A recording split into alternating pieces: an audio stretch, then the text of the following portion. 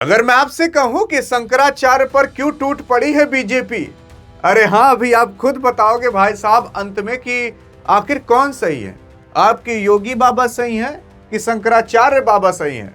क्योंकि अभी तक तो आप पाकिस्तान बनाम भारत देखा करते थे, भारत बनाम बांग्लादेश देखा करते थे।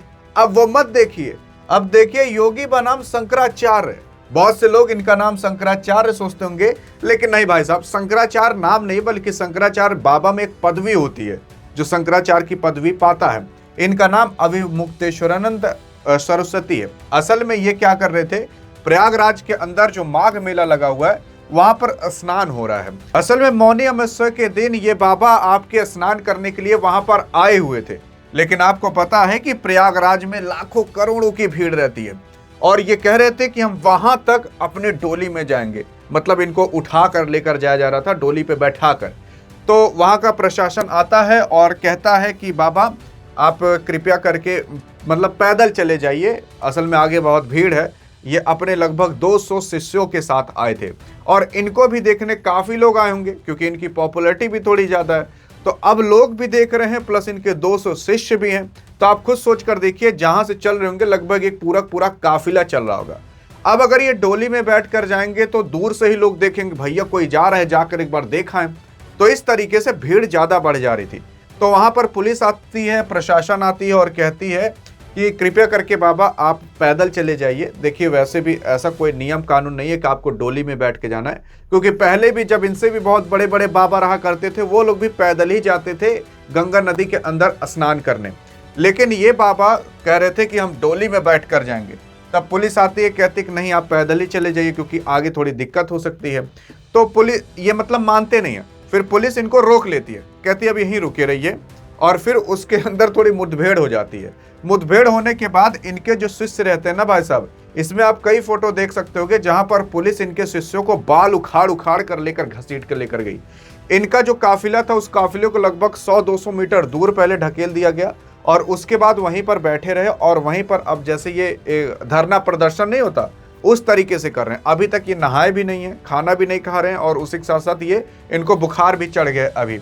तो इसी में क्या हुआ है कि बीच में ये कुछ बोल दिए थे, योगी महाराज को बोल दिए थे। इससे पहले भी एक बार बोल दिए थे, कह रहे थे कि अरे जो हमने कुछ समय पहले प्रयागराज में एक बार कुंभ मेले में आग उग नहीं लगी थी तो उसमें कुछ लोग मारे गए थे। तो इन्होंने ये भी कह दिया कि उसका मेन जिम्मेदार योगी हैं, तो उसी वजह से जो योगी हैं वो हमसे बदला ले रहे हैं, ऐसा भी इन्होंने कह दिया था। और भी बाकी कुछ चीजें की थी। तो कुछ बीजेपी के नेता हैं जो कि इनके पक्ष में हैं, कुछ बीजेपी के नेता इनके विरोध में हैं। असल में अगर बीजेपी इनके विरोध में आ जाती है ना, तो इनका कहना यह भी है कि हमसे तो यही कहकर कहा गया था कि गौ रक्षा करेंगे, हमसे तो यही कहा गया था कि अन्य काम करेंगे, पंडितों के लिए काम करेंगे, हिंदुओं के लिए काम करेंगे, लेकिन अभी तक गौ रक्षा के नाम पर कुछ हो नहीं पाया है और हमसे वोट ले लिया गया। तो ये सारी चीजें ये अब योगी आदित्यनाथ को कहना चालू कर दी हैं। और भी बाकी चीजें कह रहे हैं, तमाम चीजें कह रहे हैं, अब उसके बारे में क्या है डिस्कस करना। लेकिन इसी वजह से पूरा का पूरा यहाँ पर हाथापाई हुआ था, क्योंकि प्रशासन कह रहा था कि आप थोड़ा दूर हो जाइए। और कोई और नहीं बल्कि प्रयागराज के अभी जो करंट डीएम है ना, उन्होंने ही कहा कि हमने कहा थोड़ा दूर हो जाइए, आप पैदल चले जाइएगा ताकि कोई दिक्कत ना हो। लेकिन ये दूर नहीं हुआ और उसी में हाथापाई हो गई। फिर इनसे जब पूछा गया तो ये कहते हैं कि प्रशासन जानकर हाथापाई करना चाहता है, क्योंकि ऑर्डर कहीं और से आया होगा, मतलब योगी के पास से आया होगा, सीएम के पास से आया होगा, ताकि अगर हल्का सा हाथापाई करें और इनके शिष्य थोड़ा सा क्रोध में अगर कुछ कर दें तो उसी में बहाना मिल जाएगा प्रशासन को कि हाँ भैया देखो ये भी हाथ उठाना चालू किए तो सीधा जेल में डाल दो। तो ये बाकी सारी चीजें इस तरीके से खेला हो रहा है।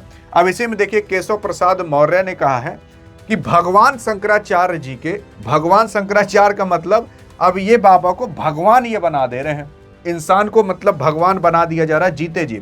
सुनिए तो सही, चरणों में प्रार्थना करता हूं, विरोध खत्म करें और स्नान करें, जिसने अनादर किया उस पर कार्रवाई होगी। मतलब इनका कहना यह है कि भैया जो अनादर किया है आपका उस पर कार्रवाई होगी, कृपया जाकर नहा वहा लीजिए। अब नहाना कहाँ है, तो गंगा नदी के अंदर नहाना है, वही जो जाकर स्नान किया जाता है। अब देखने की अगर आप कोशिश करोगे तो शंकराचार्य जी के साथ ऐसा इक्के बार नहीं हुआ है।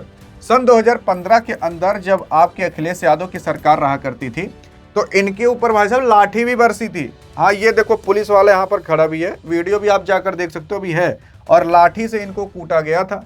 और आप देखने की कोशिश करोगे तो उस टाइम आपके अखिलेश यादव सरकार मतलब सीएम रहा करते थे, तब उस टाइम अखिलेश यादव ने मतलब लाठी चार्ज कराई थी। लेकिन इनका कहना यह है कि हम अखिलेश यादव को माफ कर चुके हैं, भले लाठी चलवाए थे, क्योंकि अखिलेश यादव ने हमारे पास आकर हमसे माफी मांग ली थी और इस वजह से हमने उन्हें माफ कर दिया। मतलब अब योगी भी आए इनके पास माफी मांगने। तो बहरहाल अब आप ही बताइएगा। देखो मैंने आपको सब कुछ बता दिया। असल में अभी कुछ जब ये धरना प्रदर्शन कर रहे थे तो उसी टाइम आपके अखिलेश यादव ने फोन भी किया था इनके पास, शंकराचार्य जी के पास, और बात भी की और कहा कि आप ऐसे लगे रहिए, करते रहिए, और बाकी अन्य चीजें कही हैं। तो ये भी कहते हैं हाँ हम तो लगे अपना काम कर ही रहे हैं, देखिए क्या होता है, प्रशासन क्या करता है। तो बहरहाल अब देखिए मैंने आपको दोनों पक्ष बता दिया है और पूरा खुलकर बता दिया है कि आखिरकार क्या है, योगी की तरफ से भी, इनके भी तरफ से। अब आप देखते हैं क्या डिसाइड करते हो, आप किसके साइड से होते हो, इनकी तरफ से कि उनकी तरफ से। लेकिन हाँ भाई साहब, मैं आपको एक चीज कह देना चाहता हूँ, आप भैया इन सब चीजों के चक्कर में मत पड़िएगा, अपने काम से काम रखिए, पढ़ाई करिए, लिखाई करिए और आगे बढ़िए। नहीं तो यहाँ उत्तर प्रदेश और भारत में यही होता रहता है, कहीं हिंदू होगा तो कहीं मुस्लिम होगा, कहीं कोई कहेगा हिंदू अच्छा है, कहीं कहेगा मुस्लिम अच्छा है।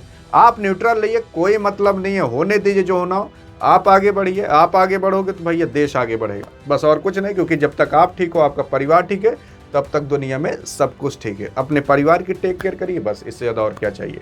हाँ, क्योंकि अगर सभी बच्चे अपने माँ बाप की केयर करने लगे, आई थिंक इस दुनिया में कोई भी बूढ़ा सड़क पर नहीं रहेगा और आई थिंक कोई भी गरीब नहीं रहेगा, अगर केवल अपने माँ बाप की ही सेवा करते रहिए तो, क्योंकि तब कोई बचेगा ही नहीं। बस इससे ज़्यादा और क्या चाहिए। अधिक जानकारी चाहिए तो इस वीडियो में मिलता है, तब तक लिए जय हिंद, जय भारत।